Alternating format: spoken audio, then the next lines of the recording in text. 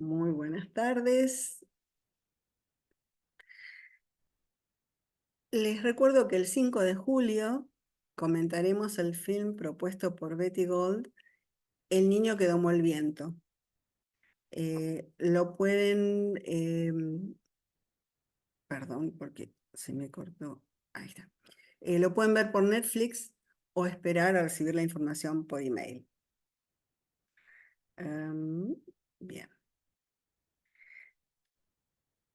Hoy debatiremos la película del año 1966, propuesta por Aide Filomeno, Blow Up, considerada la mejor película de la Nouvelle Vague, aunque esté rodada en inglés y dirigida por un italiano, Michelangelo Antonioni.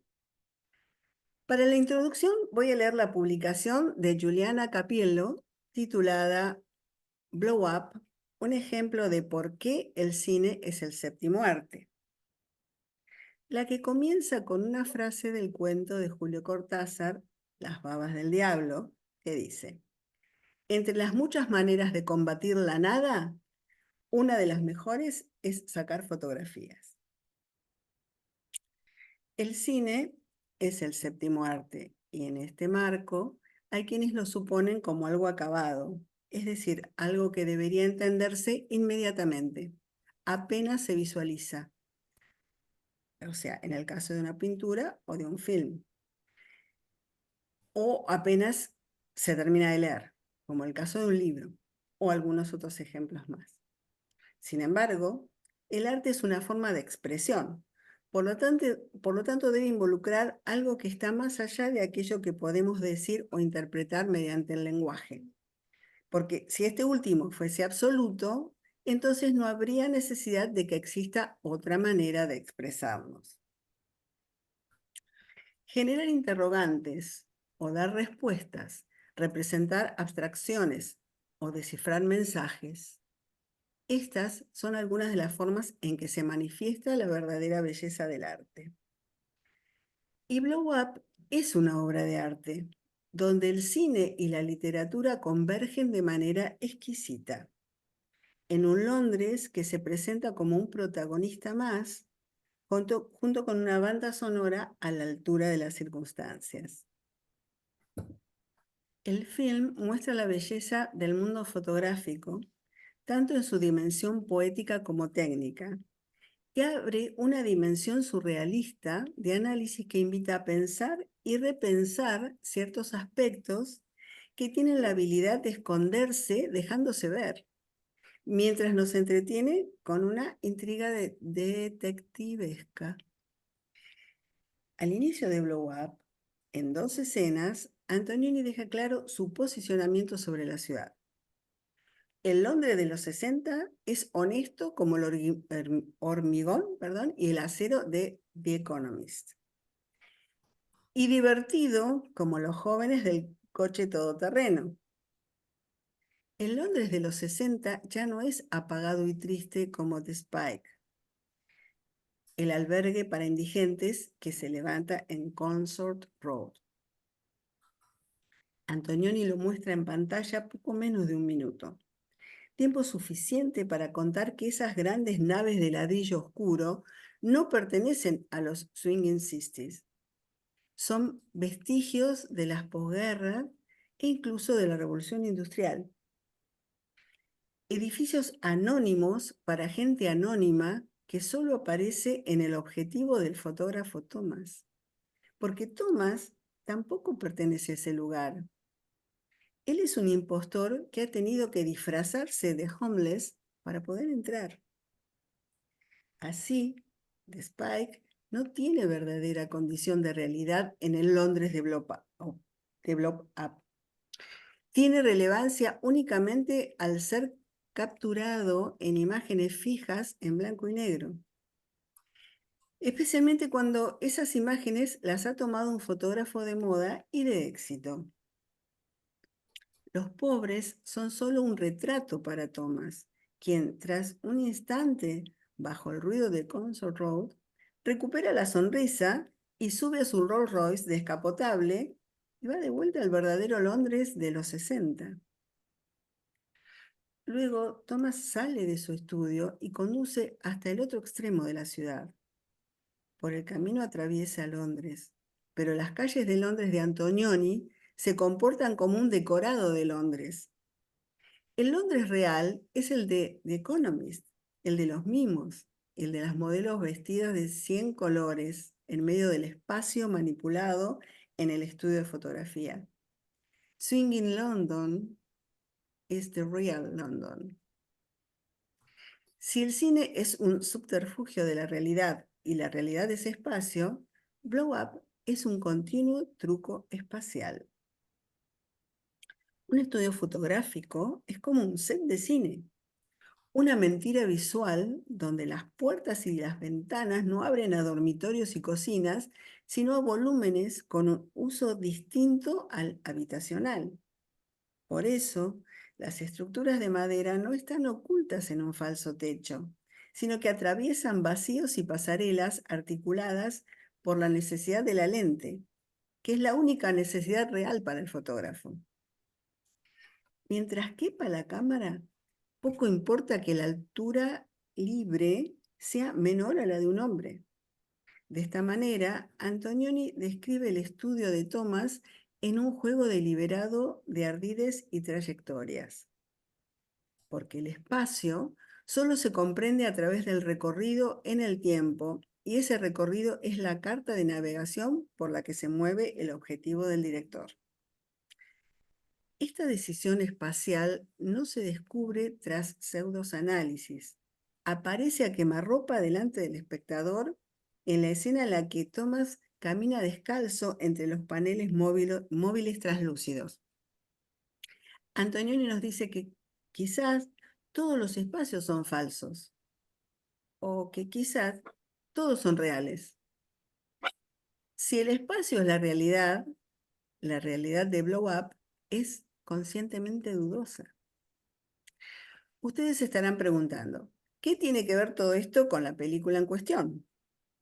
Bueno, Blow Up es considerada una pieza de culto, no solo en el mundo cinematográfico, sino también en el universo de la fotografía. Y no es suficiente con eso, hoy en día sigue siendo un referente cultural de la estética mod, además de contar con la particularidad de unir a figuras como Julio Cortázar y Jimmy Page de Led Zeppelin en una misma obra. Por lo tanto, vamos a analizarla como se merece, comenzando por lo explícito. Thomas es un aclamado y excéntrico fotógrafo cuyo trabajo se orienta a la pasarela, con cientos de jóvenes esqueléticas que posan entusiasmadas delante de su lente, para así capturar la extravagancia propia de la época. Pero si dejamos de lado su gran talento, por todo lo demás, este personaje roza lo despreciable.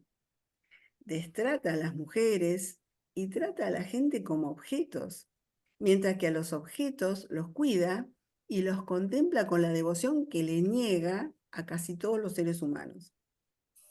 De hecho, podemos observar algo de esto en la escena en la que desea comprar cuadros de paisajes en una tienda de antigüedades. Y es únicamente ante las reiteradas negativas del comerciante que Thomas decide irse. Luego, recorre el inmenso Marion Park y capta con su lente una pareja que se abraza y también discute. La joven ve a Thomas e insistentemente le pide que le entregue el rollo. Thomas le niega los negativos y los revela. Una vez que se encuentra frente a frente con las imágenes, cree haber fotografiado un crimen. Y a partir de ahí, Blow Up se convierte en un misterio. El jardín de un verde artificial, que es Marion Park, se vuelve una sucesión de fotografías en blanco y negro que se convierten en ampliaciones y ampliaciones de ampliaciones, que a su vez son ampliaciones de otras ampliaciones. Se produce entonces una reversión narrativa tan potente que se convirtió en el símbolo de la película y fue homenajeada por el mismo Ridley Scott en una secuencia donde el plano bidimensional se convierte en espacio tridimensional, lo que también acabó siendo símbolo de su Blade Runner, que ya saben, adorada por mí. Mediante esas ampliaciones de ampliaciones, Thomas, y con él el espectador, atraviesa el papel fotográfico y comienza a avanzar hacia donde no se puede avanzar, hacia adelante en el espacio y hacia atrás en el tiempo. Thomas quiere descubrir ese misterio y para ello necesita explorar un lugar con medios distintos a la propia experiencia. Quizás la realidad necesite un apoyo externo para tomar verdadera dimensión. Pero Thomas no resuelve el misterio.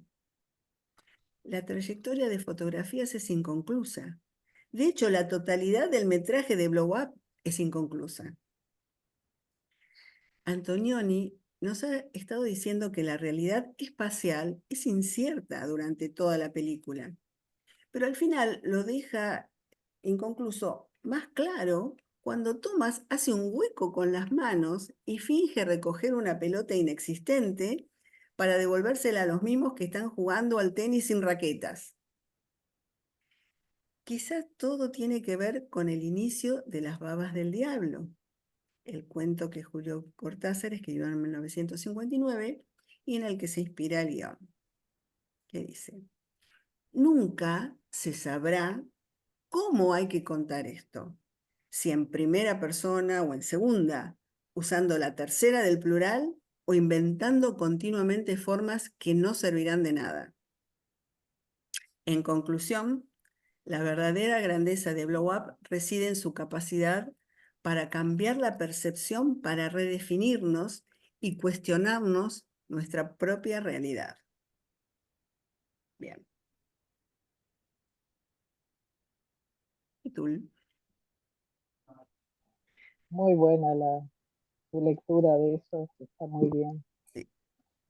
Me pareció de todos las críticas y comentarios que escuché, el más apropiado para la introducción por los Muy abordajes. profundo, sí, sí, muy Sí, profundo y para mí acertado. Es una película que me encanta porque es la predecesora de El Mayo francés, por ejemplo. O sea, inclusive se adelanta al cambio de la imaginación al poder muchísimo. Es una película de avanzada en ese momento. bien. Gracias, Patricia. De Los nada. escuché parlotear durante 15 minutos. Ahora no hay una manito levantada, nadie que quiera comentar lo que estaban diciendo para que quede para la posteridad grabado. Yo Chiqui. no, no puedo levantar la mano, no sé qué pasa, no puedo mover Bueno, el... ¿Se entonces, escucha? vos, Silvia, y después Chiqui.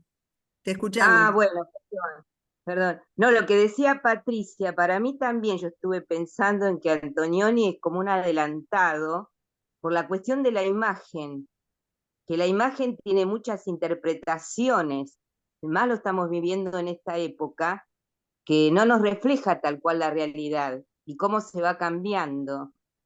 Me encantó volver a ver la película, la vi hace mucho, me encantó volver a leer el libro, el cuento de Cortázar, que me encantó nuevamente, me parece Cortázar genial. Y lo que yo quería agregar, que en la escena final se escucha el ruido de la pelota, Sí, la volví a escuchar yo, que no está, que nunca se escuchaba, pero del en la final, golpe de la el raqueta con la pelota. el golpe de la raqueta se escucha, el golpe de la pelota. Pero ¿quién Y lo a ver si escucha? ¿Lo escucha Tomás? ¿Lo escuchan los mismos o lo escuchamos nosotros los espectadores? y ¿O bueno, todos? no, ¿Quién escucha? no sé, bueno, no importa. Tomás, no sé. Y otra cosa, a ver, anoté varias cositas.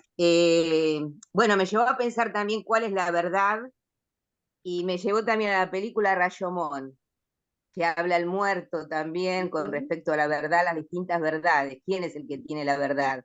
cuál es la verdad de las cosas, Ujú. de las imágenes, de la realidad, bueno, toda esa parte filosófica. De a ver si anoté algo más. Eh, mm, y bueno, y me parece que va más allá de la fotografía y de la visión, sino de la mirada.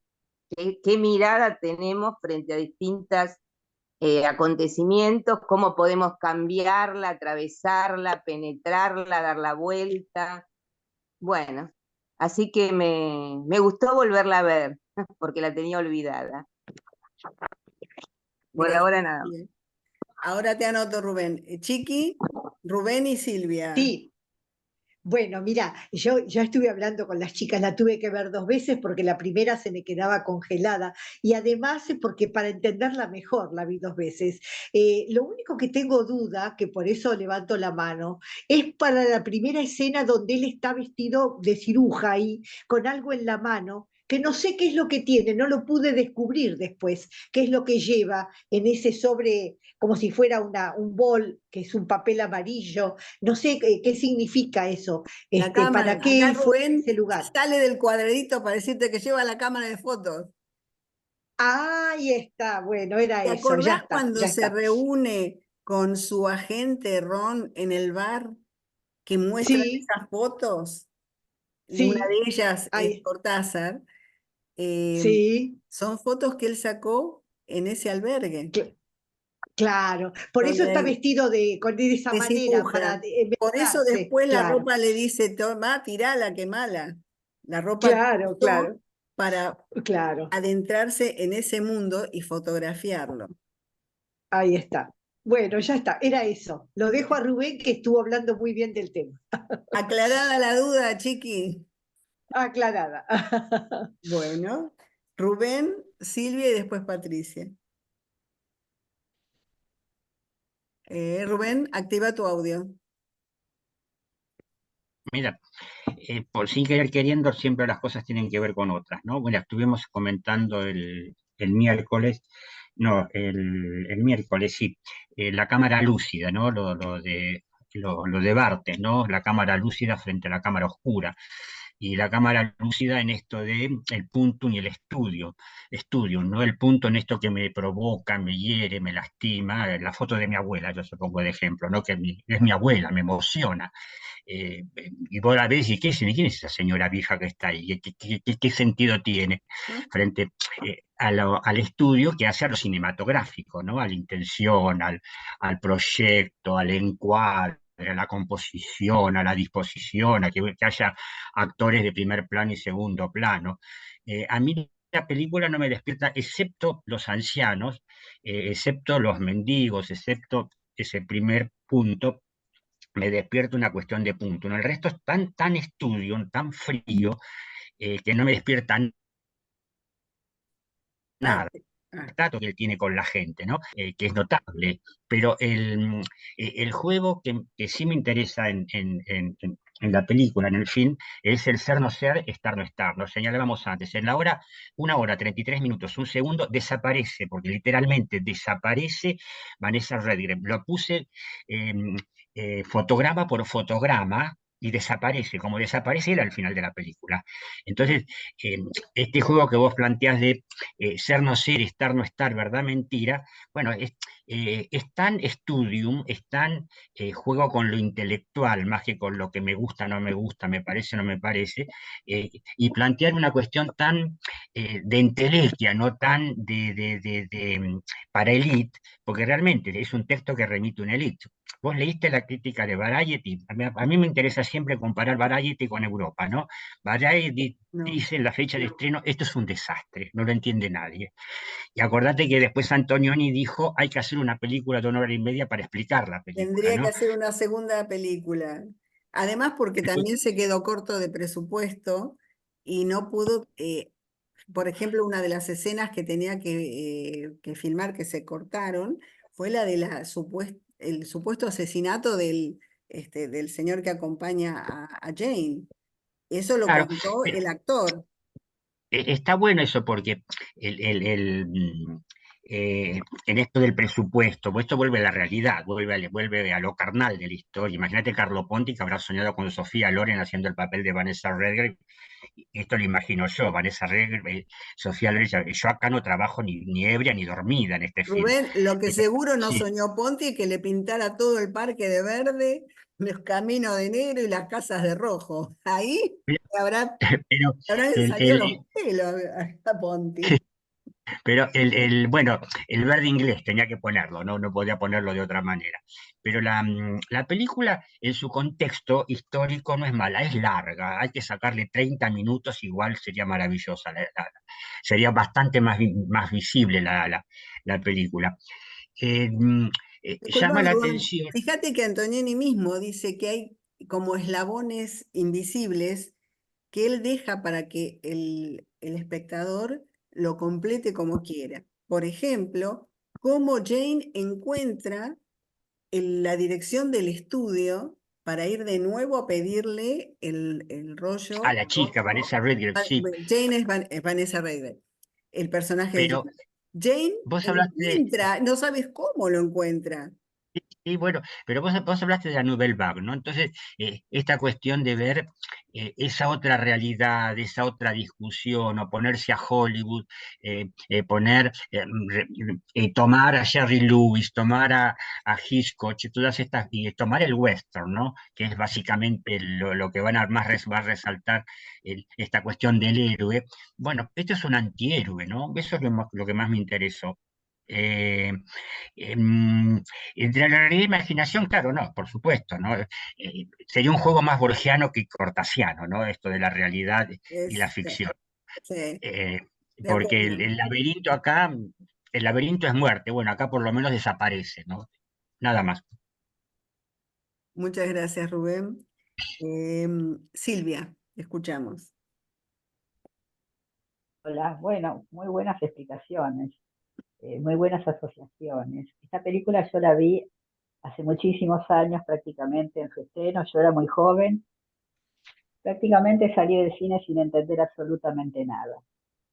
Y durante todo este tiempo yo ni me acordé de la película. Es más, cuando vos la publicaste dijiste, "Ay, sí, yo esta la debo haber visto". Cuando la empecé a ver no tenía ningún recuerdo absolutamente. Mira, yo asocié así, yo dividiría concuerdo con Rubén. Hay partes cuando las dos chicas hacen el café, suben, se desvisten, y hay otra parte más que ahora no me acuerdo, la de la guitarra, que si tiene algún sentido material, para mí no hace a la película. Yo sentía que era como relleno de tiempo, y yo dije, sin eso la película hubiese seguido igual su curso. Fíjate, Silvia, que es una de las escenas más importantes, la de la guitarra, para los críticos. Sí, bueno, la Porque, explicación que porque da de lo material, claro, Guns N' eh, Roses ha todos los que cambiado. se pelean por ese pedacito y de después el de guitarra. afuera directamente lo levanta del piso, lo mira y dice, no dice, Pero pero Thomas esta porquería que es, y consigue la el tira. trofeo. Era conseguir el trofeo. Una vez que lo obtuvo, ya perdió significación. Entonces, cuando se va, dice, es un pedazo de guitarra y lo tira y se va. Bueno, Y uno otro que podría mira, "Ay, pensar a que ver a qué es ese esto", y tampoco tiene, pero tiene sí, lo menos tira. relevancia para el que lo levanta que para Thomas que estuvo y presenció cuando el guitarrista la rompe. Pero Sí, se tiran todos encima. Ahora, si vos te pones a pensar, la hélice no deja de ser también un pedazo de madera, sin embargo, él ahí ve otra cosa, ¿no? Pero no quería ir por ahí, me hizo acordar digamos, tiene mucho de Hitchcock, por ejemplo, yo toda la primer parte, digamos, lo asocié como la descripción de los personajes, quién es quién y cómo es este Thomas. Y Thomas es un personaje, el rol que él hace es eh, de destratar de malos modales a todo el mundo, a las mujeres, las desvaloriza, las descalifica, las echa. Las mujeres se regalan prácticamente para ser famosas. Y toda esa parte es como la historia de él. Pero la segunda parte me hizo acordar mucho, por ahí me vas a decir, wow, no, a la ventana indiscreta. cuando el tipo mira desde la ventana y ve de pronto que se va a producir un asesinato, ¿no? Ujú. Y acá algo de esto, digamos, me retrotrajo la memoria a algunas escenas, ¿no? Cuando él empieza a hacer las ampliaciones, hago un paréntesis, me reía, porque en esa época, creo que era la época de la moda Courrèges, todo Mm, blanco y negro, con sí. rayas, bueno. Mm. Entonces yo me reía y decía, mira el laburo que llevaba revelar una foto, Sí. ¿no? Te cerrabas en el cuarto oscuro con los ácidos y demás. Cuando yo me iba de viaje, le decía a mi marido, a ver, ¿cuántos rostros te parece que llevemos para el viaje? ¿5 van a alcanzar? Mm. Y es toda una época que uno la mira con asombro, porque hoy todo eso pasó a ser historia, pero historia importante también para conocer cómo era la historia, ¿no? Porque hay gente que no la vivió, la gente de hoy no la vivió. Y un poco también me hizo acordar, lo relacioné con la teoría del caos, ¿no? Porque toda esta revolución que muestra el director, este coche con los personajes saliendo prácticamente desbordando el coche, es como el caos, no tiene forma, no tiene sentido. Pero algo de lo que vos mandaste era que no había simbolismo. Sin embargo, hay dos monjas que le pasan casi por arriba. En esa escena también hay un soldado inglés. También hay dos hombres supuestamente homosexuales con dos caniches. Hay muchas cosas que muestra, ¿no? Y como, digo, Las muestra al como pasar, la película sí. No, la muestra al pasar, no pero se detiene en digamos, ninguno de ellos, en la historia de ninguno no, de no, ellos. pero están, ¿no? Entonces, hay como valores confusos, ¿no? Por eso yo decía la teoría del caos, ¿no? Es una película que muestra el cambio de valores, pero que se va para el lado del libertinaje, hasta Pero es la encontrar época de los alguna otra. 60, la época de los ¿Cómo? 60, la época de los 60, toda la revolución en la música. Amor ¿Quién me libre, está hablando? ¿Quién me está Claro, Silvia hablando? Marcelli. yo, No, no, porque no veía no era tu voz, Analia, pues no sabía quién me hablaba. en Eh, Londres, por eso no puede haber básicamente, sido filmada. En Londres es, ¿cómo? que es en Sí, en Londres, Londres. cuando antes decían algo de Italia, nada que ver, porque es Londres la revolución en la música, los Beatles, fue terrible Sí, el cambio que hubo cultural. No, porque antes decían, ¿por qué no la filmaron en Italia? Nada que ver. no, está filmada en Londres y muestran el origen, cómo se genera un caos y a partir del caos o a partir de esa explosión, que es lo que dice la burbuja, que explota, algo revienta cuando ya no da más.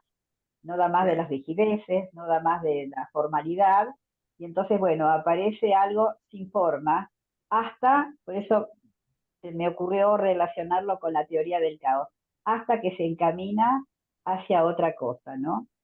Eh, Muy Fíjate, buena la Silvia, fotografía y que al cuando final, aparecen, Silvia, fíjate que las dos veces que aparecen los mimos, hay un silencio absoluto y de repente estalla el sonido de la algarabía de esa gente, que eso tiene un sí. poco que ver con lo que vos Algo, estás diciendo. algo, sí, hablando de los valores, cuando él apaga el cigarrillo en una estatuita que tiene ahí al lado en la Mm, mesita, que es una virgen.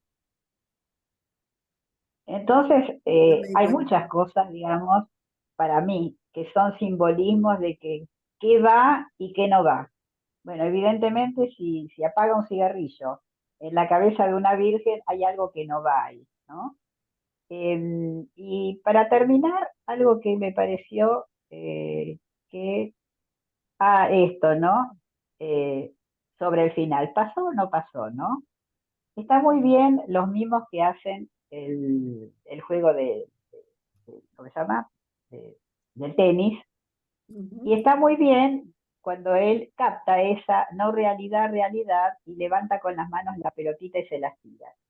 Y yo lo relacioné esto con que el tipo era un tipo, estaba muerto, era un muñeco, fue su imaginación. ¿Qué pasó ahí? Y bueno, la película cierra sin cerrar. Así que me gustó volver a verla porque entendí algunas cosas más, no porque haya entendido todo, pero la verdad que es una buena película. Está bien, es una película de culto, pero es una buena película. Gracias. Gracias a vos, Silvia. Leo un poquito el chat. María Rosa dice, en Blow Up, la realidad y la imaginación entran en un juego que no parece tener fin. Y después agrega, la película invita a pensar en lo que percibimos como real o lo que creemos que es real. Yo coincido, creo que ahí está a lo que apuntaba Antonioni. ¿Cuál es la realidad? La que yo percibo, la que percibe el otro, la que está plasmada en una foto, la que ven los que no están involucrados en ese momento. ¿Cuál es la realidad? Patricia, te escuchamos. Bueno, sí, continuando con todo lo que están diciendo, o sea, como dice la frase, subida a hombros de gigantes, les voy a contar que eh, el hecho de que aparezca Cortázar disfrazado de mendigo me da la idea que es un paralelo con él disfrazado de indigente. También Cortázar podía ser un autor, un escritor disfrazado de mendigo como recurso para la escritura. Eso me pareció. No sé qué opinás, Analía. La verdad que yo lo leí en una de las críticas, entonces empecé a buscar la foto y me costó reconocerlo. Por supuesto, Yo había lo vi otras dos que veces obviamente también. no podía ser Cortázar. Entonces con Lorenzo miramos y dijimos, este tiene que ser. A Eh, mí también me pareció eso. pero yo creo que es un poco también la mirada de Antonioni, que era socialista, por eso también él plasma esa bisagra que significa la salida de las personas de ese albergue con la subida a un Rolls Royce descapotable, que además tenía un sistema de intercomunicación súper avanzado y carísimo para la Súper época. avanzado. Yo la fábrica pensé que era una fábrica de la revolución industrial. Cuando vos dijiste que era un lugar para indigentes para que coman, me quedé helada porque yo tengo una forma de razonar que es a través de la lectura. No tengo una razón visual.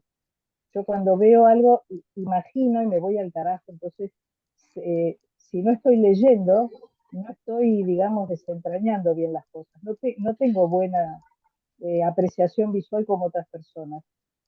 Así que yo ahí me Patricia, quedé. a mí también me Sí. pareció que era una salida de turno de fábrica, que salían Ah, empleados. ah, Cuando leí en las críticas que era un refugio, que después se condice con las fotos, donde la gente puede asearse, le dan algo de comer, no era un sitio de claro, trabajo. después sí, pero en ese momento no me di cuenta. No, sí, después sí. Después, bueno, era la época de sex, drugs, rock and roll, o sea que cuando vi romper la guitarra, digo, bueno, acá no hicieron nada nuevo entonces, porque este tipo hizo un montón de cosas antes. No sé si en la película o si es que había músicos que rompían la guitarra en serio. Sí, Después, había. Guns N' después Roses. también, bueno, yo no soy del mundo, no soy melómana en absoluto, soy lectora nomás. Otro tema era usar, por ejemplo, la hélice, o sea, desacralizar el objeto de valor. Eh, eh, Tomar una hélice como algo valioso es un cambio de época, que es lo que supongo yo que el autor, el director quería transmitir. Pero fíjate, Eh, Patricia, que como fotógrafo, Thomas siempre necesitaba incorporar algo que rompiera en la imagen, que no fuese, o sea, no solamente la fotografía de los modelos, él hacía otro tipo de fotografía. Eh, y necesitaba otros elementos, más allá de los paneles, las luces y las transparencias. Puede Claro. ser eso que decís. Y además, Thomas era otra persona tras de la que se veía. O sea, se veía el frívolo, rico, millonario que fotografiaba mujeres, un machista, un seductor, maltratador. Y por otro lado nos está mostrando el director mimos, monjas, policías, o sea, máscaras, máscaras, máscaras, que supongo que Thomas también era un enmascarado, porque él tenía un otro yo que quería que despegara, que era ese de meterse, digamos, en otras intimidades. Es donde ahí él se sensibiliza. Y yo también creo que no hay definición, no sé si había un muerto o no, no sé si había un asesino o no, tampoco. Eh, bueno, y después él me parece realmente seductor en absoluto, o sea, totalmente como lo recordaba yo, de jovencita. Este, bueno, no sé, más o menos eso quería decir. Gracias. Gracias, Patricia. Lorenzo, escuchemos. Hecho. Entonces, Bueno, buenas tardes. Yo les voy a decir algunas cosas que me anoté. Primero la quiero felicitar a Analía por la elección del texto para la introducción, porque es una maravilla. Segundo, le quiero comentar a todos ustedes a ver, que, aunque crean que no escuchamos la previa, dejamos la imagen puesta y todo lo que ustedes comentan lo escuchamos. Entonces, lo que voy a decir va a reafirmar algunos de los conceptos que emitió Rubén, que coincido plenamente, en otros no tanto, y algunas observaciones de lo que me produjo a mí esta película, que la vi cuando era un adolescente por primera vez, tendría 18 años, 17, 18, y al volverla a ver ahora. Eso se lo voy a decir al final. Lo que comentó Rubén por ahí, diciendo, bueno, no es Bergman, yo también lo sentí en ese momento a los 18 años y lo siento ahora. O sea, si yo hiciera un ranking top 10 de los 10 grandes directores que me han conmovido e impresionado del mundo, o italianos, bueno, pondría Fellini, Visconti, Latuada, un montón. Y no sé si lo pondría Antonioni, porque a mí Antonioni siempre me confundió, me desorientó un poco entonces, y les voy a explicar por qué. Incluso las otras películas de Antonioni fueron siempre bastante complicadas y en realidad siempre fueron aplaudidas por una crítica minoritaria e intelectual. Y tanto Bergman como Fellini también son difíciles, pero aún en ese momento podíamos entrar en lo que nos querían decir y entenderlos y comprenderlos y disfrutarlos, ¿no? Entonces, voy a hablar de algunas cositas y después termino este concepto inicial sobre el cine de Antonioni. Les voy a hablar de los diálogos, de los personajes, de las interrupciones y bueno, de eso. Por ejemplo, yo los diálogos, si yo no supiera que esta es una película de Antonioni, diría, acá me está cargando el director, me está tomando el pelo. Y yo trato de ver el cine con una mirada que trato que sea más o menos virgen, independiente de la crítica, del cartel, de lo que se supone que tengo que ver. claro, Por ejemplo, cuando él entra en la tienda de antigüedades, está el personaje que le contesta todo que no. no hay ofertas, no hay cuadros, no hay paisajes, está todo vendido. No le responde sobre el dueño y él termina yéndose. El otro diálogo interesante y también que uno dice contradictorio es, por ejemplo, cuando él hace que lo llamen por teléfono, alguien que se supone que es su esposa, al estudio.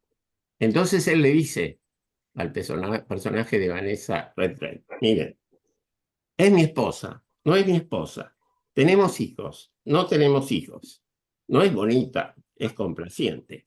No, no lo es. Por eso, como no lo es, no vivo con ella, ¿no? Es sí, no, sí, no. Está como jugando en el diálogo, enviando mensajes ambiguos. Otra cosa es el personaje, cómo las escenas se interrumpen. Eso es muy interesante como narrativa. En la medida en que estamos avanzando con un tema, aparece algo de golpe que hace que la escena se corta. Por ejemplo, cuando él está con Vanessa Redgrave, suena el timbre y llega la hélice. Interrumpe todo. Llegan las chicas, se interrumpe todo. Y él, el personaje, entra y sale de las situaciones en forma impetuosa. Él sale de golpe y tiene como un ritmo, a propósito, un poco extraño, porque ustedes ven, por ejemplo, suena el teléfono, no atiende. Y después va corriendo desesperado a agarrarlo, lo busca debajo del sillón, lo agarra y habla con quien se supone que es su esposa. Otra cosa interesante de la película, que la retomo ahora porque me parece que es muy importante, el tema del valor de las cosas cuando uno no los tiene, está ejemplificado muy bien con el tema del mango de la guitarra. En la medida que no tenemos algo, queremos conseguirlo. Una vez que lo conseguimos, ya no tiene ningún sentido, ningún estímulo para tenerlo. No nos preocupa. Por eso él, después de luchar para conseguirla, la tira al costado. Por eso la gente lo deja ahí. Y no sería de extrañar incluso si Antonioni me hubiera filmado una escena al final con la hélice tirada a la basura, la hubiéramos aceptado, porque él se encapricha con la hélice porque no lo tiene y porque la quiere en ese momento, y la que se lo está por vender le dice, bueno, no se enamore los sábados de una hélice, como diciendo, bueno, este es un berretín instantáneo de este momento, ¿no? Hay otra escena más, donde él en una manifestación le dan el cartel, que él lo acepta, es una manifestación pacifista, el go away. Lo pone en el auto y después va con el auto, se le vuelve el cartel, lo deja. O sea que a él no le importa ni la guitarra, ni el cartel, y yo le digo más, ni la hélice. Otra cosa, muchos personajes, eso es bueno, tiene cosas buenas la película, tiene cosas muy buenas. Todos los personajes quieren estar en otro lado, no están bien. Él quiere tener otra vida de la vida que está teniendo como fotógrafo de modas. Él está frustrado, por eso agrede tanto, ¿no? Él quiere ser un artista, está cansado de Londres, está harto. Otra más, la dueña de la tienda de antigüedades se quiere ir, quiere vender. Él se da cuenta que se quiere ir, por eso le dice a su amigo, ofertale, porque va a vender, porque su necesidad es irse de ahí. ¿A dónde? A un lugar remoto, a Nepal, a Marruecos. Irse de acá, esta sociedad agobiante, que parece muy feliz, pero que no le ofrece ninguna felicidad. Otra cosa interesante es cuando él cuenta su experiencia de la fotografía, y le preguntan, ¿y quién era? ¿Qué dice? Alguien. O sea, el cadáver es alguien, no es nadie. Ahí no son nadie. Es como que la personalidad de esa historia, él no es que no preguntó, para él o para el espectador o para Antonioni, no hay nadie, hay alguien.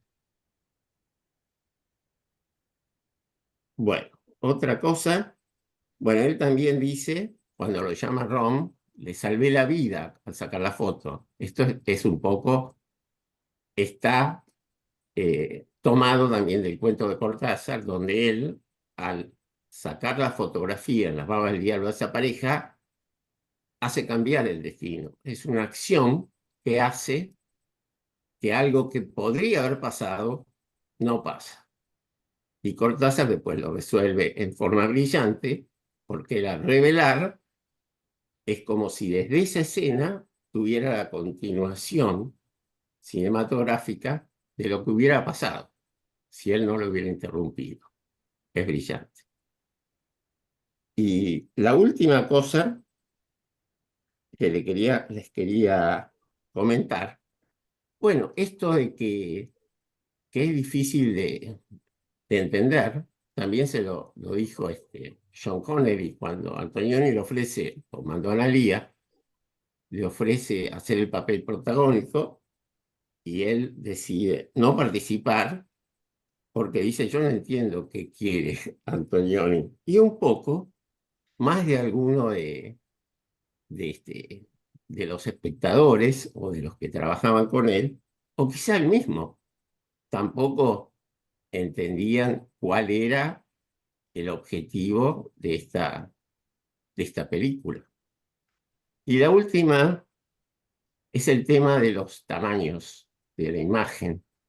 Es muy interesante que ustedes, cuando sacan una foto o la realidad que vemos, hay pequeños detalles que se nos escapan, o porque no están en nuestro campo visual focal, están en el costado, y lo vemos al revelar, o porque están chiquitos. Pero en la medida que vamos ampliando, llega un momento, aumenta un poquito la nitidez, vemos un poquito más, y después dejamos de ver todo. O sea, si ustedes miran con un microscopio la realidad, ven una cosa muy diferente a lo que ven en la macroscopía. O sea, llega un momento en que la visión, hay un punto hasta donde podemos llegar con nuestra imagen y después todo es borroso. Y en ese pixelado es muy bueno el comentario en relación con los cuadros de Bill. Él dice, yo pinto y bueno, y no sé qué hay. Acá, después de varios días, y eso también le puede haber pasado a Antonioni, después de hacer la película y las escenas, de golpe encuentra una punta y dice, de golpe, acá me parece que hay una pierna. Les digo esto porque hay muchos artistas, sobre todo en teatro, que trabajan con improvisaciones y no se sabe a dónde va a ir el actor. Y los dejan. Y yo me imagino a Antonioni dirigiendo esa película, diciéndole, bueno, ahora tenemos la escena. Fotografía, dos modelitos, que lo único que quieren es ser fotografiados, que tratan de seducir. Bueno, a ver, ¿qué pasa? El fotógrafo, la fotografía, la iglesia, las espujas, se mueven, se prueban la ropa, se la sacan, y después de eso, él con ese material va compaginando y reescribiendo una historia que a lo mejor es diferente a lo que la escribió. Bueno, resumiendo, a mí la película me gustó volver a verla, tiene algunas cosas notables, muy interesantes, y bueno, es una opinión personal, pero para mí Antonioni no es Bergman, no es Fellini, no es Visconti, y creo que fíjense incluso que esta película tuvo un premio, muy pocos premios, un premio Cannes donde la llevó, pero no importa lo que premien o lo que digan los demás. Yo creo que para el gran público, no solo esta, sino otras, en general, no ha tenido el impacto de otras grandes películas de grandes directores italianos. Pero bueno, fue una linda experiencia haberlo visto y compartir este rato con ustedes. Gracias. Gracias, Lorenzo, me gustó mucho tus comentarios. Algunos no lo puedo escuchar, en un momento después me los vas a repetir, porque tenemos un técnico que nos está arreglando un sistema y bueno, nos vamos turnando porque vino tarde. Así que bueno, sepan disculpar si en algún momento me tengo que levantar a abrir la puerta. Nora, ¿vos habías levantado la mano? Nora, ¿Nora está? ¿No está? Bueno, se nos fue la imagen. Bien. ¿Algún otro comentario sobre la película? Nada más que aportar. Susie Pefner escribió: la vida es como una obra de teatro sin ensayo. Improvisamos como lo hace este director con la película. Bueno, no me parece que haya improvisado el director, pero lo otro que creo que lo dijo Chaplin, es tal cual. Bueno, Aide, te escuchamos. Aide, activa tu audio. Hola, ¿cómo están? Yo estoy luchando con mi Parkinson y con la computadora. Así que los estoy viendo, no sé si ustedes me están viendo a mí, pero los estoy viendo a través del celular. Ocurre que a mí la película me gustó muchísimo y me planteé solamente, no fui tan profundo como ustedes, pero es una época que yo viví y sentí muchísimo, que era la época de la explosión, los años 60, 66, era admiradora de Vanessa Redgrave, de Antonioni, pero esta película salí, como dijo Silvia, salí del cine tal como había entrado, no había entendido absolutamente nada, pero sí la recordaba, por eso quería que la había propuesto justamente para escucharlos a ustedes, para ver qué era lo que había visto ustedes y que yo no vi. Yo lo viví, mejor dicho, como una época de mi vida. Es decir, todo eso que representa Antonioni para mí es como si fuera un despertar, ¿se dan cuenta? Es una nueva época, totalmente distinta en cuanto a la música, en cuanto al arte, en cuanto a la moda, porque ahí aparece Mary Kwan, y justamente a mí lo que más me atrajo fue justamente el tema de la moda. Después entré al tema del arte y de la música, y no lo sentí, es decir, escuché todo lo que ustedes dijeron a pesar de estar luchando con la computadora para poder entrar y poder estar mejor, es decir, mejor ubicada con respecto a mi pensamiento, o sea que lo tenía diversificado con la computadora, escucharlos a ustedes y luchar con mi Parkinson para poder salir y poder verlos realmente en la computadora, pero no importa, los escuché un poco a través del teléfono y para mí fue un despertar de una época que, ¿se acuerdan en televisión que veíamos Los Vengadores? Toda esa época la volví a revivir con Blow Up. En cuanto a la teoría del caos, me parece que es así, porque esa época fue como un despertar a nuevas cosas. Bueno, eso era lo que tenía para decirles. Y saludar a Mabel, que hoy no la había saludado, porque a mí me habían dicho el 28 de julio.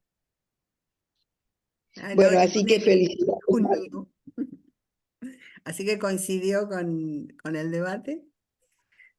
Bueno, ¿Puedo agregar algo? A mí es una película que me gustó Aide, vos muchísimo. hablabas de lo que te interesaba era la moda. Y yo lo que empecé a ver eran las minifaldas, porque en esa época yo también Claro, era la y época había de leído, la época de claro, los Vengadores que tenían una forma tan especial de vestir, es decir, era la época pop. claro, pero yo había leído que en épocas de guerra aparecen las minifaldas. ¿Por qué? Porque había escasez de telas, digamos. Cómo la moda tenía que ver con circunstancias que van más allá de la moda.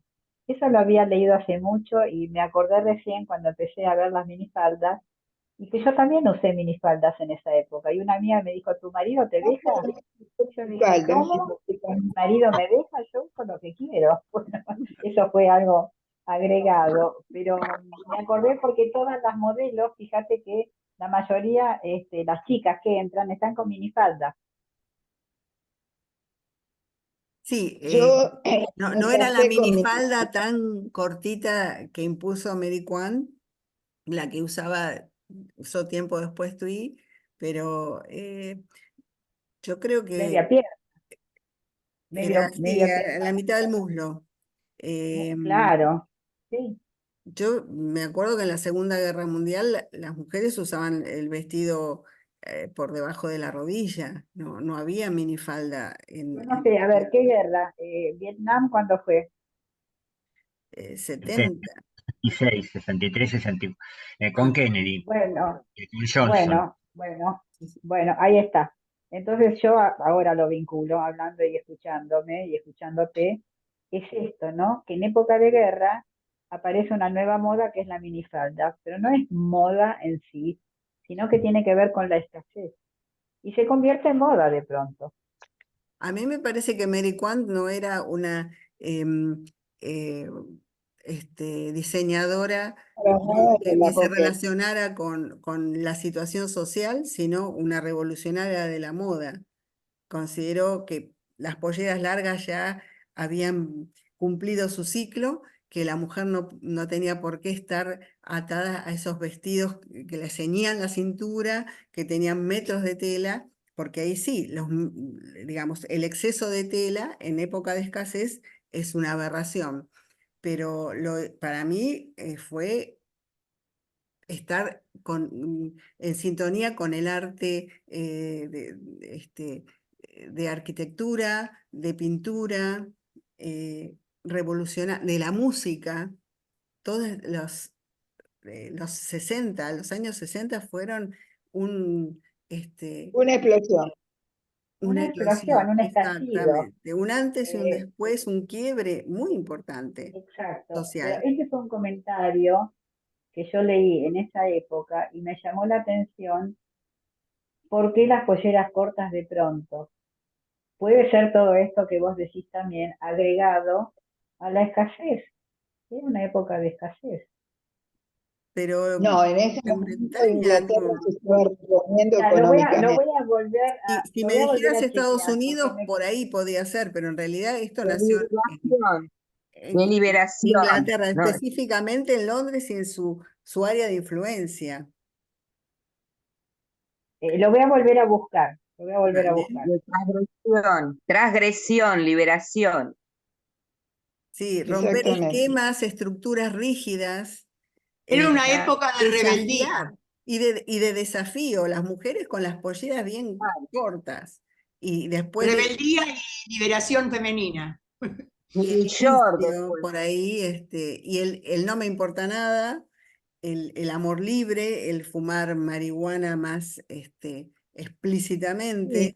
todo lo que O- plantea la película es un estallido, porque Blow Up es estallido, Es Pero, un estallido. pero Blow Up estallido de la en burbuja. realidad está relacionado con la ampliación de la ampliación de la ampliación. Es un término que se usa más en fotografía, no por el estallido de quebrar estructuras, sino por lo de la fotografía.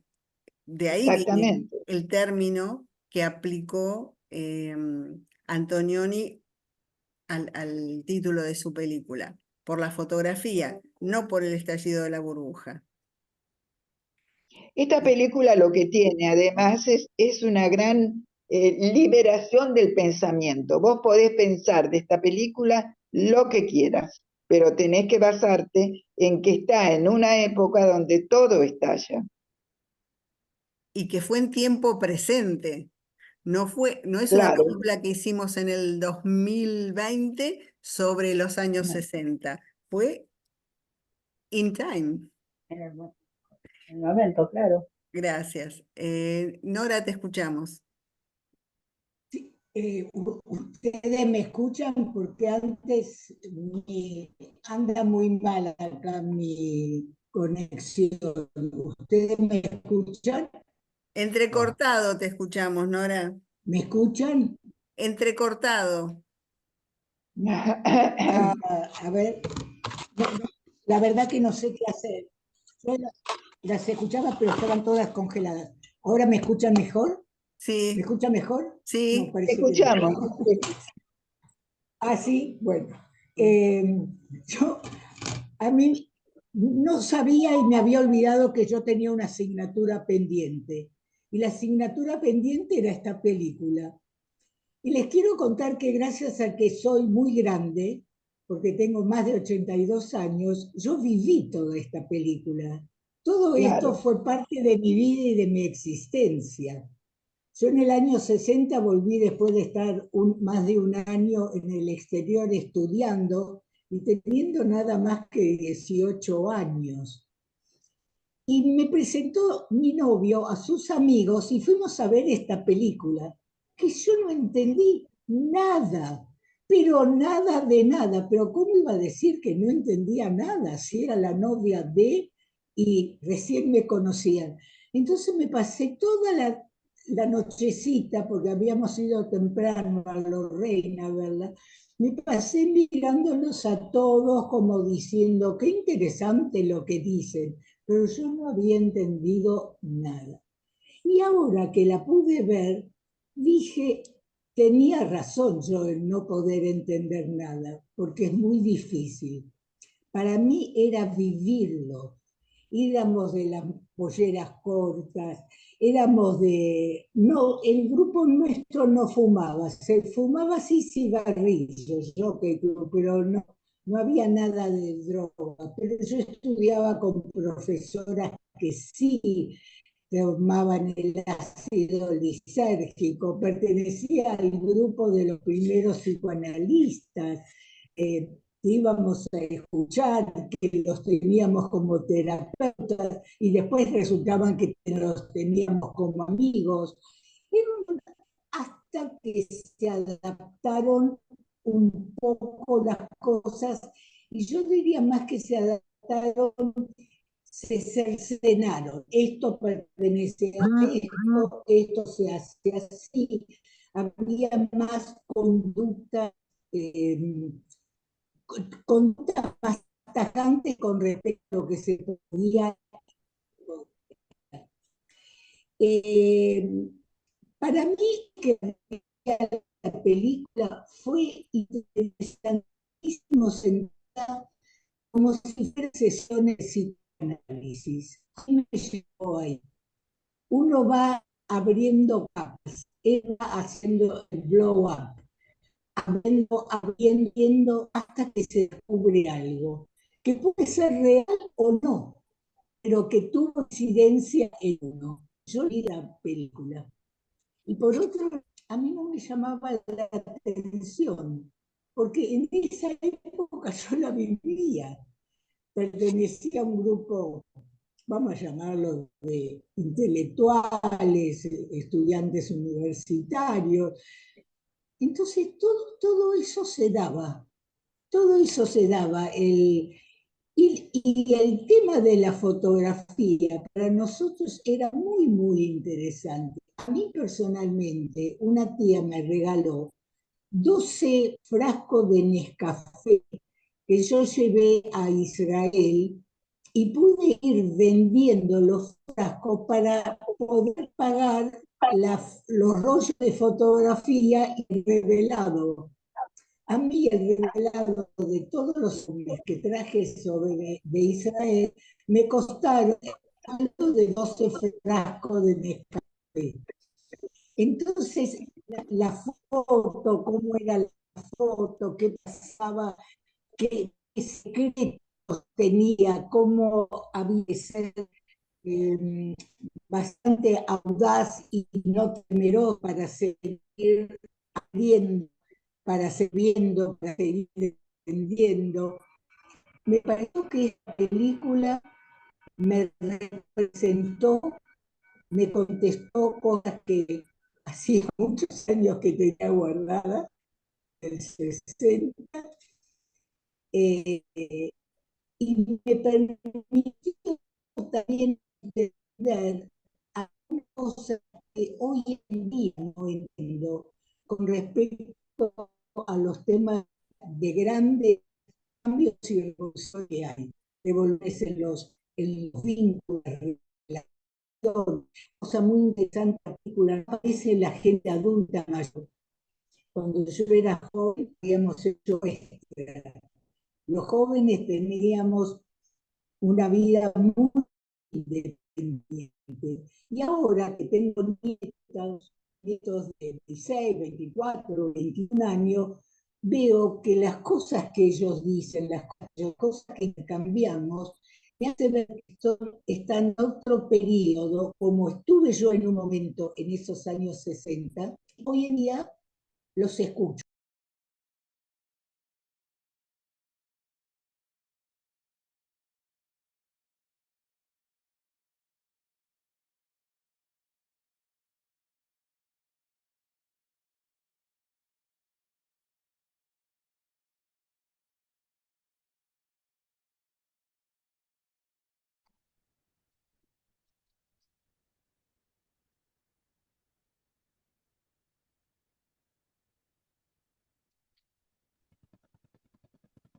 No se escucha nada.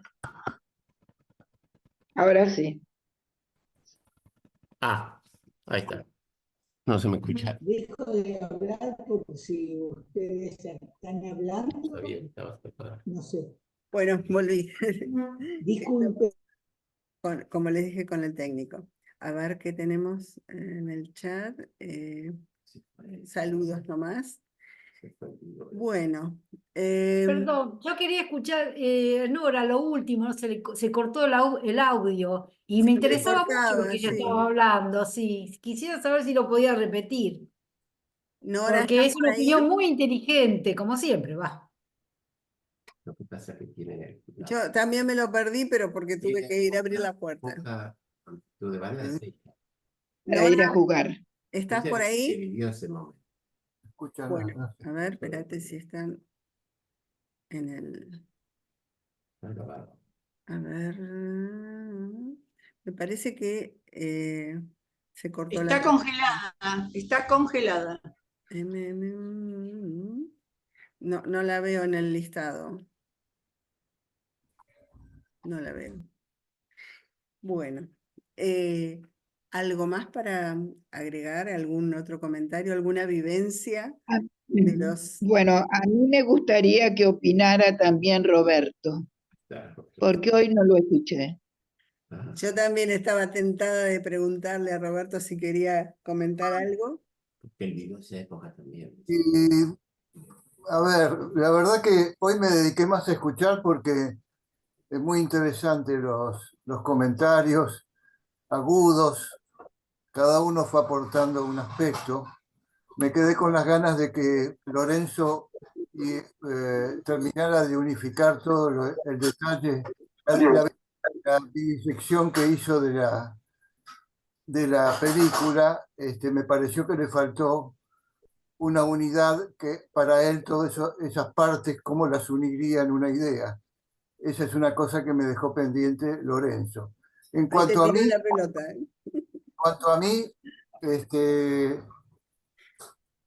sí, es una película, coincido, yo también soy de esa época. En los años 60 yo era adolescente, tendría 15, 16 años, 17, no me acuerdo. La minifalda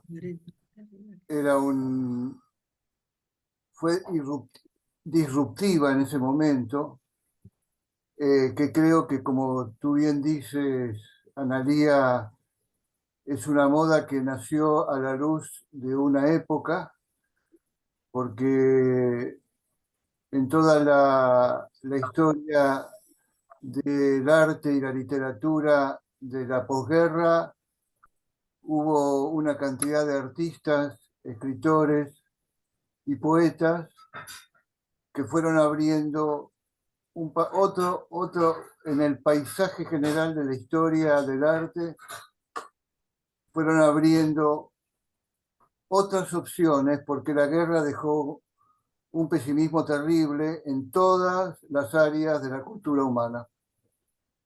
Entonces todo esto a mí me remite mucho a los antecedentes, a la generación perdida en Estados Unidos de los grandes escritores que se comió la guerra, me remite a, ahora voy a decir por qué, ¿no? Me remite a la generación de los Jack Kerouac, de los Alex Ginsberg, de los Gregory Corso en Estados Unidos, que abrieron la lírica a un aspecto más orientalista, más hacia el budismo, más hacia descubrir otros valores de la vida, y ahí empezó a aparecer mucho en el arte el tema oriental de las formas y del ser y el no ser, y de la ilusión y del famoso maya, la ilusión del existir, la maya, que es la ilusión, el espejismo, que uno cree que está viviendo en unas determinadas formas y de golpe son ilusorias. Y eso me entroncó directamente con la película. Después, lógicamente, entrado este siglo, en el siglo XX, saliendo de los años 40 y entrando en los años 50 y 60, empezó a aparecer todo ese revulsivo de la música que empezó con el rock, famoso rock y de Chubby Checker y todo ese movimiento de la cadera que empezó sexualmente a liberarse en el baile y en el canto, en el cual Elvis Presley fue una especie de epígono, ¿no? Popular. Pero todo eso dio pie a una liberación de la energía vital, y que después fue teniendo consecuencias en todo el arte europeo también. No me puedo olvidar que en el teatro inglés hubo un movimiento que se llamó de la iracundia, los nuevos dramaturgos que rompieron el esquema habitual del teatro inglés, de ese academicismo que tenía el teatro inglés, y abrieron a nuevas formas con una crítica hacia la sociedad. Me acuerdo de Recordando con Ira, de John Osborne, que acá la hizo Alfredo Alcón, siendo muy joven. En fin, todo eso, esta película me remite a todos esos antecedentes, a esa lenta y pausada movilización que se produce en las formas de la cultura, ¿no? Sobre todo de Occidente, y en la cual participaron, uno se va enterando después, muchos artistas orientales, japoneses, chinos, que se formaron en Occidente y que también rompieron las formas del arte de sus países a una forma occidental del arte. Blow Up creo que se inserta en ese panorama, en el panorama de una europea que estaba rompiendo toda su forma, donde el hipismo, los Beatles, que era el conjunto que trajo una revolución enorme, junto con otros conjuntos, como eran el otro conjunto famoso que no me acuerdo el nombre, era una Londres que también empezaba también a cambiar. Pero lo que tiene Antonioni. Es que él siempre hizo un cine distinto. Él es de la época del gran cine europeo de los años 50 y 60, de los Bergman, como bien decían otras compañeras y compañeros, de los Bergman, de los Fellini, en fin, de toda esa pléyade de grandes realizadores. Pero él siempre tuvo un lenguaje propio, porque era un lenguaje más existencial, y yo creo que desde esa famosa trilogía, La Noche, El Eclipse y La Aventura, que fue la famosa trilogía de Antoniani, en la cual su heroína era su esposa Mónica Vitti, la famosa actriz Mónica Vitti, siempre fue un cine difícil, porque se manejaba en una cierta clase social, en la gran burguesía industrial de Roma, donde se manejaban valores burgueses de otra naturaleza. Y como trasfondo una cierta cuestionamiento, había una suerte de cuestionamiento, porque siempre aparecía la clase obrera en un segundo plano.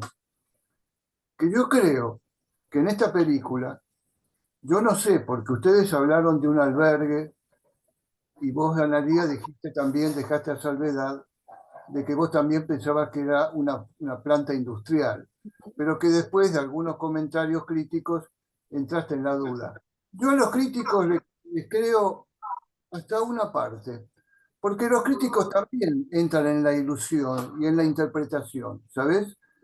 Yo me he reído muchísimo con Perdón, Roberto, pero por la dirección Sí. vieron que era el albergue de Spike, por la dirección de la estructura del edificio, no por una inferencia, sino por la dirección.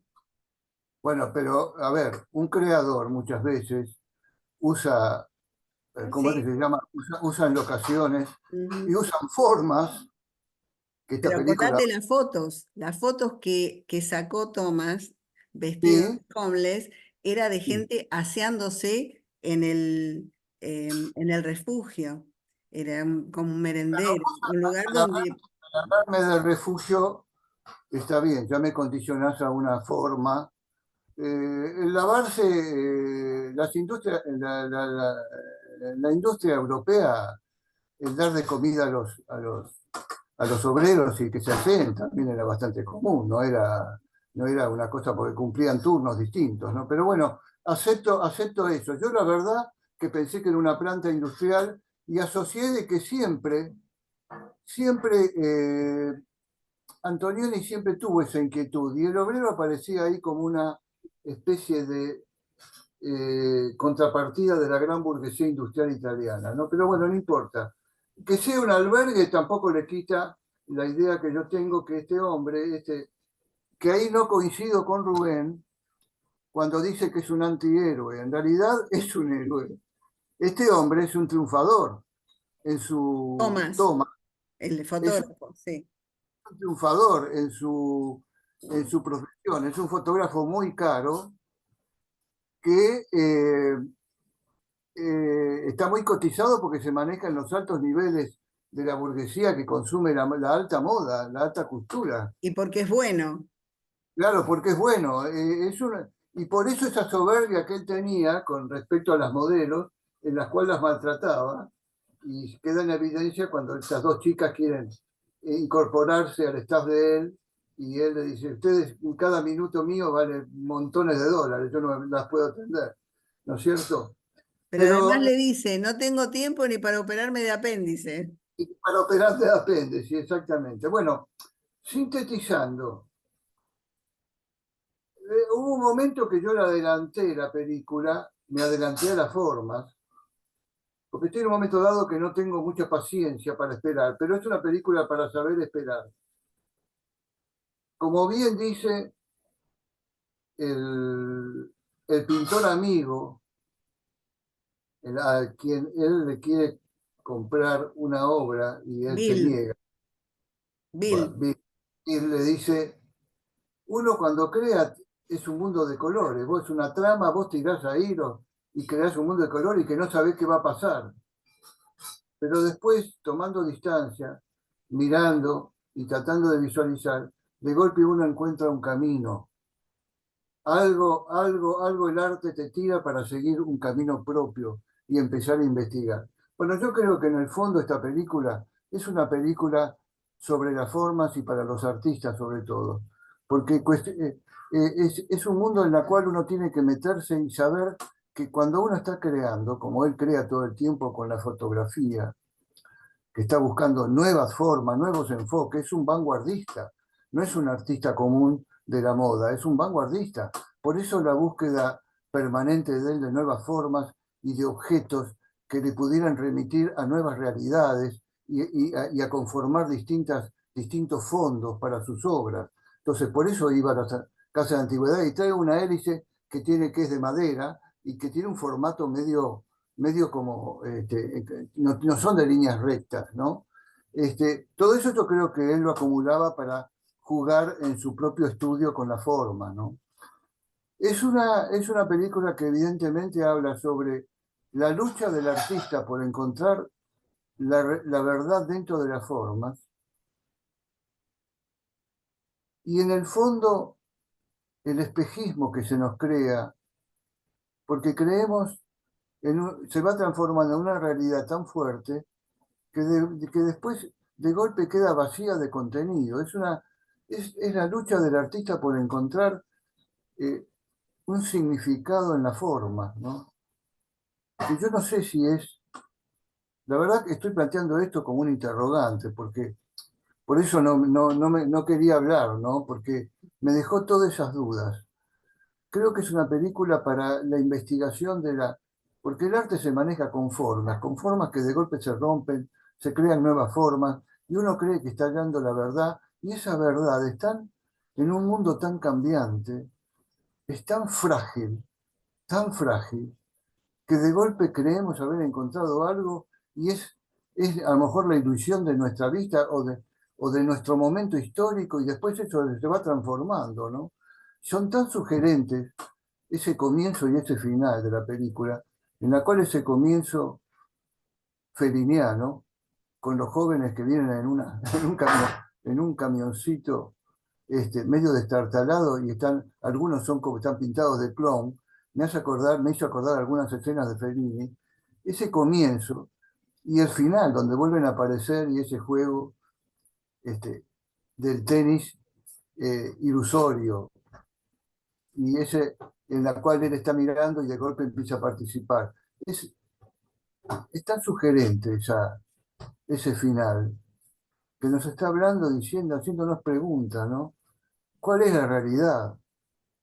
¿Vivimos realmente en una realidad? ¿La creamos nosotros? ¿Es válida? ¿No es válida? Y de golpe eso me lleva una vez más a la sabiduría de Oriente, ¿no? Donde nos está diciendo todo el tiempo: no te enganches con cada realidad que vivís, porque es una ilusión. Detrás de eso... ¿Sabés, Roberto? Yo pensé en el título La vida es según el cristal con que se mira. Claro, pero ese cristal va Sí. cambiando, va cambiando. Eso es lo que plantea la película. Es un cristal inestable. ¿Verdad? Porque El color del cristal es lo que cambia, no el cristal. Sí, señor. Sí, van cambiando. Es como un juego de avalorios, ¿no? Es muy interesante. Es una película para meditarla y volver. Yo cuando la vi, tampoco me pasó como a Nora y a tantísimas otras compañeras. No entendí nada.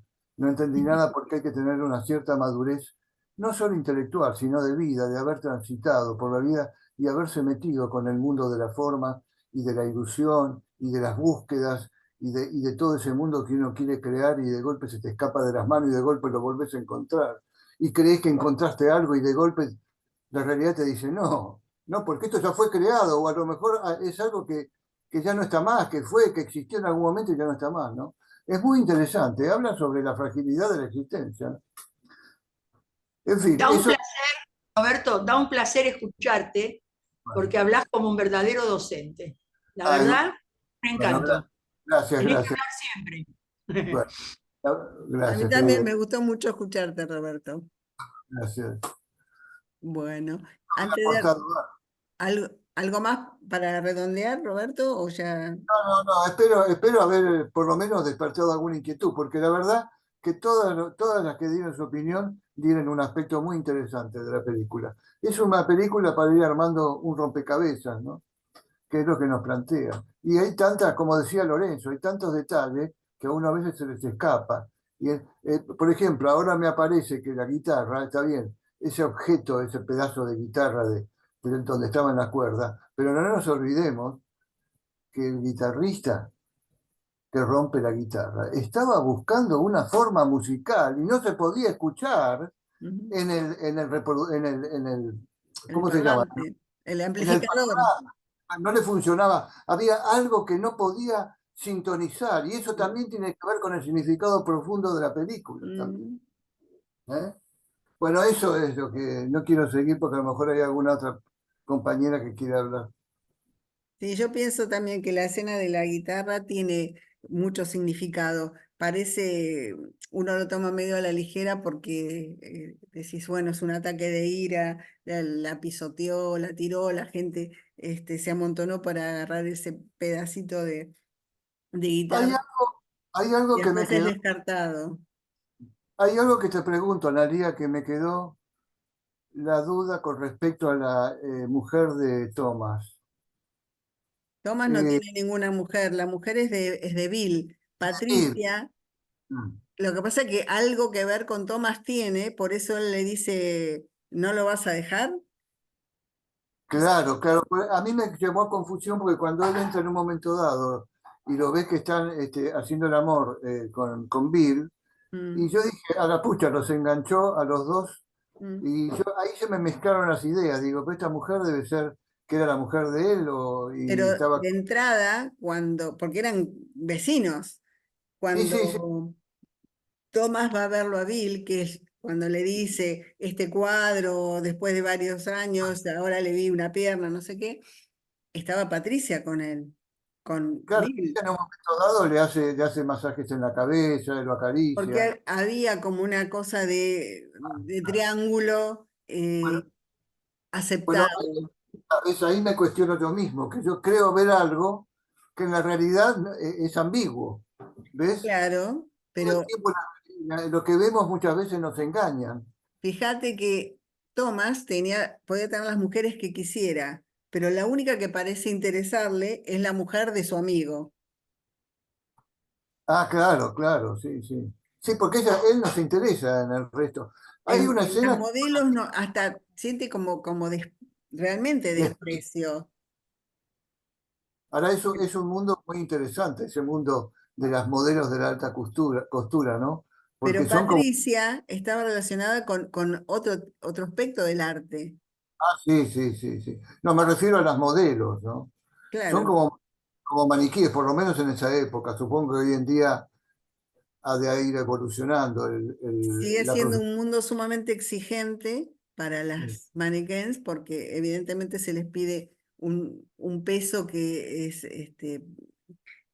insano y sigue siendo algo sumamente glamoroso. Desfilar Claro, en una pasarela, ser claro, portada de revista. ¿A quién no le gustaría? No nos engañemos. Lo que pasa es que es un precio muy alto el que pagan y bueno, claro. eligen pagarlo para estar, y lo mismo, ¿cuántas llegan a ser top model o ser elegidas por los grandes diseñadores para desfilar? Porque es distinta la modelo de pasarela que la modelo de fotos, o de publicidad, etcétera. Así Me que, gustó mucho cuando Verushka sí. le dice, tengo que irme a París en una hora, y cuando le encuentra en la fiesta del promotor de él, Estoy están en todos París. en París. Claro, está bien, Estaba está. fumadísima. Pero también eso es un detalle a tener en cuenta. En esa fiesta estaban todos dados vuelta, no había uno en su sano juicio. Ni Sí, es todo. la época completa. Bueno, justamente abordar todos los excesos, la bebida, el cigarrillo común, la marihuana, Exacto. el sexo libre, el sexo de a tres, el triángulo, bueno, nada nuevo bajo el sol, pero mostrado en la pantalla parece que uno lo redescubriera. Y es una etapa, es una época de la vida que empezó a abrirse la sociedad a otra posibilidad. Y hoy en día, esta libertad, Sin caretear, Roberto, ese es el tema. No es que no se hiciera, no trascendía. no, pero no estaba abierto a lo social, por supuesto, siempre hubo. Cuanto más represión hay y más estratificación de las formas hay, más se buscan otras formas de ver cómo la vida se puede expresar. Y lo que yo veo hoy en día, que en realidad es una consecuencia de todo ese proceso histórico, de apertura, donde hoy vos ves que los chicos y las chicas y los muchachos viven una sexualidad abierta, inclusive en los géneros. Hoy se rompieron los géneros. Vos ves una chica con una chica, un hombre con un hombre todo el tiempo. Prendés la televisión y ves un gay conduciendo un programa y haciendo moral por televisión. Está todo abierto, es como que dejó todo abierto esa época. Yo creo que todo lo que pasa hoy es producto lento y pausado de todos aquellos años. Fue una revolución cultural, realmente. Sí, Bueno, sí, sí. gracias, Roberto. Gracias. Antes de darle la palabra a Aide y a Lorenzo, leo un poquito. Lorenzo escribió, respecto a Thomas, es un triunfador para esa sociedad, pero no es feliz, está buscando otra vida. Mabel dice, pude entender y gustar de la película después de haber leído Adjuntos y sobre todo el cuento de Cortázar, y también viví esa época. Lorenzo dice, Rubén lo define como antihéroe por su falta de valores éticos y por su comportamiento. Patricia opina que si la película es buena no se puede relatar. Raquel, o el Sí. iPad de Raquel en este caso, la que aprendo mucho con vos, Analía, y escuchando a mis compañeros. Voy a volver a ver esta película después de haberlos escuchado. Silvia Marcelli, en este mundo traidor nada es verdad ni mentira, todo es según el color del cristal con que se mira. Parece un tango, Silvia, chan chan. Góngora, Góngora Chan, lo chan. dijo, en la poesía. Pero no me digas que no parece un tango. Bueno, Cepolín hizo El mundo fue y será una porquería, ya lo sé. ¿Te acuerdas? Tal cual.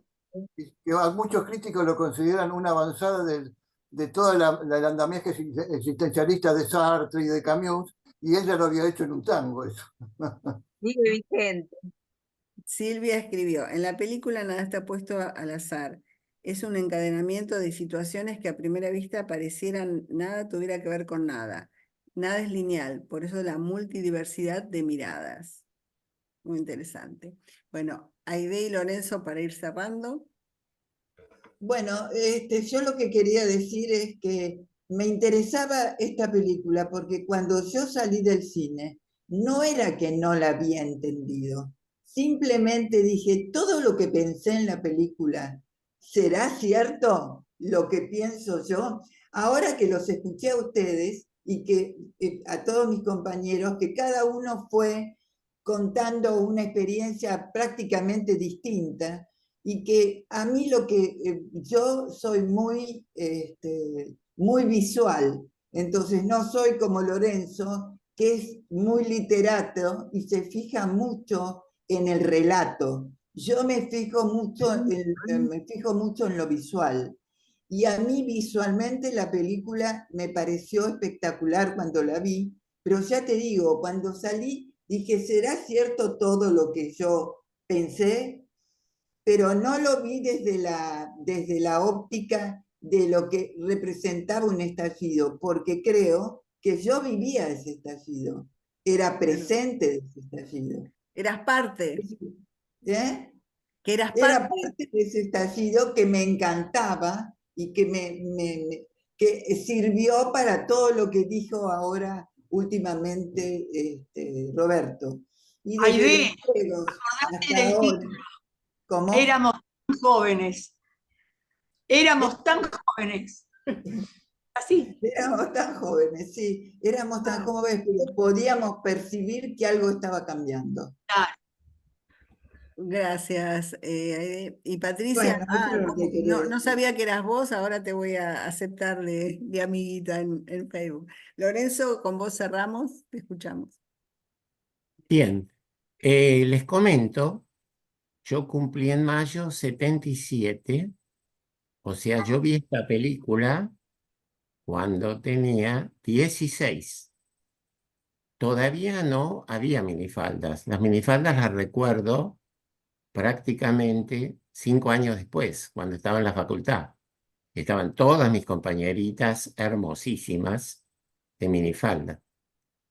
Así que en este momento todavía no estaba impuesta la minifalda. Y les voy a recordar una escena sola, simplemente, para los que dicen que yo no soy visual, ¿no? Antes que nada, antes que me olvide, Patricia Fernández Moreno, ¿tenés algo que ver con Baldomero, César y demás parientes No, poéticos? no, Nada que ver. coincidencia. Vos Ah, decís que bueno. sí, total nadie lo va a ir a comprobar. Porque hay una descendencia Sí, muy buena eh, en un Julieta. día yo trabajé en La Opinión de Timerman Están los y dos en una oportunidad que estaba visitando a alguien, yo usaba mucho que era parienta. Ah, Y me dice, no me digas, quédate acá, que acá arriba vive César, lo voy a buscar. Rajé y dije, en la puta vida más, digo nada. ahí está. Eso es como blow up. ¿Es real o es mentira? Muy Es real. bueno, les voy a contar nomás, les voy a repasar una escena que a mí me impresionó. Y si quieren, véanla de vuelta, porque son esas escenas que yo continuamente les hablé de las interrupciones, que es un lindo recurso de Antonioni para pasar a otra cosa y dejar que el espectador lo continúe en su imaginación. Cuando el amigo Thomas le muestra y le cuenta la ampliación de la fotografía a Patricia, con la cual tiene una relación de amistad profunda y de intencionalidad que no sabemos, sugerente, ella le dice, ¿y quién era? Bueno, él le dice, alguien, ese es el cadáver, no es nadie, es alguien. Y ella ahí le dice que se parece a uno de los cuadros de Bill. Y ahí mismo, fíjense ustedes, él le pregunta si lo va a dejar a Bill. Ella le pide ayuda. Ella le pide ayuda a Thomas. Y Thomas cambia de tema y sale. Y se va a buscar a Ron, y es ahí cuando ve a la mujer, y sigue la escena en el bar con la guitarra. O sea, nada más que eso de esa Patricia que le está pidiendo ayuda y no sabemos qué pasa ni por qué, es muy, muy insinuante para todo lo que la película no muestra y sigue sucediendo. Bueno, a mí, a pesar de las críticas, me gustó verla de vuelta. Y un poco la crítica surge porque hubo en esa época y sigue actualmente un componente muy intelectual dándole manija a esto y no, y muchos que no entendían nada hablaban maravillas. Y la conclusión, ¿no? Porque algo sea confuso y complicado es bueno, ¿no es cierto? No. Pero es difícil y tiene muchas escenas atrayentes, siembra una intriga interesante y nos hace pensar, y que para eso estamos en el mundo, y también lo dicen los sabios hindúes, que para eso estamos en este mundo ilusorio. Bueno, Es una nada más. película, Lorenzo, que no te da nada, nada, no es nada previsible. Nada Es, es previsible en esa película. Eso es lo que a mí me atrajo de la película. claro, Aparte de la moda, del arte, de la música, también en que esta época no se percibe. lo comentó Roberto con el Teatro de Iracunda, también ahí fueron los primeros pasos del teatro del absurdo, que también Sí. no te da Claro, nada. Y vos claro. te y el rinoceronte, te rascabas el cerebro a ver si salía alguna explicación lógica, Claro. pero recibía eso y de alguna manera eso queda en el inconsciente, queda en tu percepción y bueno, y en algún momento te puede servir. El tema es también, bueno, la industria del cine es entretener también, hacer pensar y entretener. Y esto te entretiene porque te mantiene en vilo el suspenso, lo que no pasó, lo que va a pasar, ¿no? Y tiene un montón de temas colaterales y una descripción muy buena de los personajes y la sociedad de entonces. Bueno, Sin eso. embargo, nada es cerrado. Es todo abierto.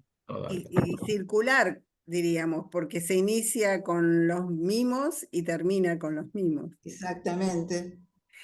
Bueno, gente, gracias por el encuentro de hoy. Nos vemos, si Dios quiere, el viernes próximo con El niño que domó el viento. Como les dije, los que tengan Netflix lo pueden ver si quieren adelantarse. Una historia de las que no te van a gustar, Aide, porque es dolorosa, pero con un final feliz, una historia basada en hechos reales, un ejemplo de vida. Así que esta fue propuesta por Betty Gold. Si Dios quiere, nos vemos el viernes que viene. Muy buen fin de semana. Gracias. Muchas gracias. Muchas gracias a todos. Mabelita, pasale lindo. Hermosa película. Chao, Muchas Analia. gracias. Hasta Para el mí fue viernes. apasionante. Para mí fue apasionante esta película. Bueno, gracias. Gracias.